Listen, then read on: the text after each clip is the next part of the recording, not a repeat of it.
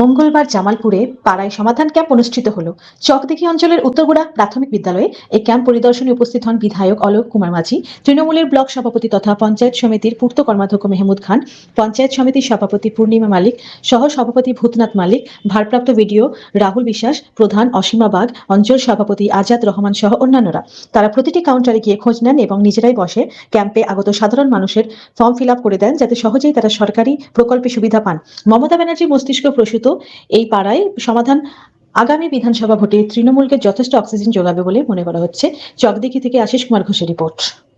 মমতা বন্দ্যোপাধ্যায় বলেছেন যে আমাদের পাড়া আমাদের সমাধান, আপনাদের হাউস থেকে আপনাদেরকে তুলতে হবে আপনাদের কি সমস্যা। তার জন্য ভিডিও ক্যামেরা হচ্ছে সরকারিভাবে। আপনাদের নিচেতে ঠিক করা হয়েছিল, একজন প্রস্তাব রেখেছিল, একজন সমর্থন করেছিল, একজনকে দায়িত্ব দেওয়া হয়েছিল। সেইখানে থাকলে এবং সরকারি আধিকারিকরা এখানে বসে আছেন, আপনাদের কি কি সমস্যা সেই সমস্যার কথাটা তুলে দিতে হবে এখানে।